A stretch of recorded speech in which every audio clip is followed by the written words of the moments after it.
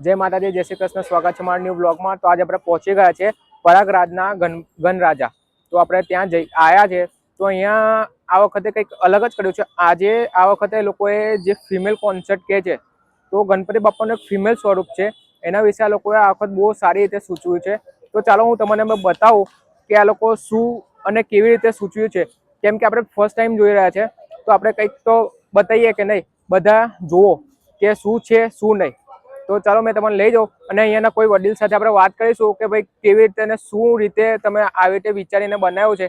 તે લોકો કહેશે, કેમ કે મેં તો ફર્સ્ટ ટાઈમ જોયું છે અને જો તમે બી ફર્સ્ટ ટાઈમ જોયું હોય તો તમે બી એનું જાણકારી લઈ લો। ચાલો, આ લોકોએ અલગ અલગ ડેકોરેશન કર્યું છે।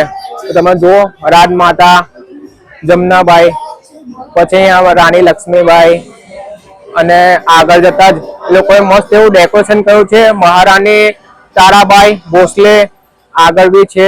બધી મહારાણીઓનું જે લોકોએ આપણને દેશમાં આઝાદી માટે જે એ લોકો એ કરતા હતા, એ બધી મહારાણીનું કોન્સેપ્ટ બતાવ્યું છે આ લોકોએ, બહુ સારું એવું। તો તમે જુઓ કે શું શું કોન્સેપ્ટ છે।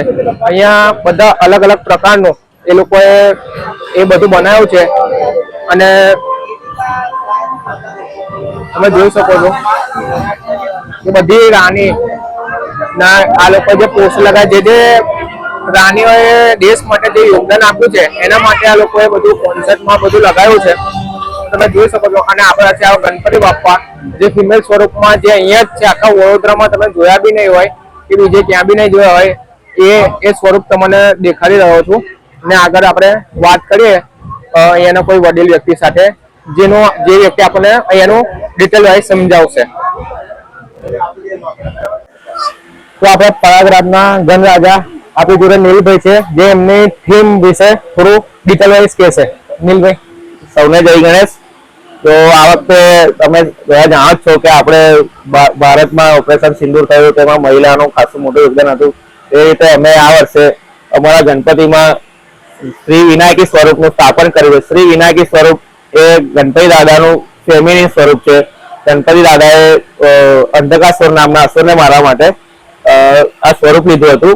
એની હિસ્ટ્રી આખી એવી છે કે પાર્વતી માતાએ ગણપતિ દાદાને એવું કહ્યું કે તમે વિનાયકી સ્વરૂપ લઈ અને અંધકાસુરનું વધ કરો, જેથી અમે સ્વરૂપ લઈ અને વધ કરી દીધું। અને બીજી બાજુ અમે આપણે દેશની વીરાંગનાઓ, જેણે આપણા ભારતના આઝાદી માટે ખાસું મોટું યોગદાન આપ્યું છે, તેમનું અમે ફોટાને એવું લગાવ્યું છે। અને આજકાલના યુવા પેઢીઓને એમની જાણકારી મળે તે રીતના આખું અમે એમની હિસ્ટ્રી બહાર જણાવી છે, જેથી લોકો જાણે અને એમને બી ખ્યાલ આવે કે વીરાંગનાઓ બી દેશ માટે ખાસું એવું કરેલ છે। 30 વર્ષથી ગણપતિનું આયોજન કરીએ છીએ, પરંતુ દર વખતે અમે કંઈકનું કંઈક નવું, જે આપણી આમ જનતાને ધ્યાનમાં નથી અને લોકોને ગણપતિ વિશે ખબર પડે એ રીતનું અમે આયોજન કરતા હોઈએ છીએ। ગયા વર્ષે અમે ઈદાગુંડી ગણપતિ, જે સાઉથમાં મૂર્તિ ગુફામાં હતી ગણપતિ દાદાની, એનું અમે આબેહૂબ ચિત્ર લઈ આવ્યા હતા। અને આ જ વર્ષે એ રીતના અમે ગણપતિ શ્રી વિનાયકી સ્વરૂપની સ્થાપના કરેલ છે, જે બી કોઈને એટલો ખ્યાલ નથી કે ગણપતિ દાદાએ પણ અસુરનો નાશ કરવા માટે ફિમેલ સ્વરૂપ લેવું પડ્યું હતું, સ્ત્રી સ્વરૂપ લેવું પડ્યું હતું। તેથી અમે આ વખતે સ્થાપના કરી છે અને દર વર્ષે કંઈકનું કંઈક નવું લાવતા રહીએ છીએ અમે। તો મારી ચેનલને લાઈક કરો, સબસ્ક્રાઇબ કરો અને શેર કરો, અને વધુને વધુ જાણકારી માટે મારા બ્લોગ જોતા રહો। કંઈક ને કંઈક નવું તમારા માટે મેં ડેલી લાવતો રહીશ, અને તમે કોમેન્ટ કરો તમારા માટે શું નવું જોઈએ છે એના માટે। ચાલો, જય શ્રી કૃષ્ણ।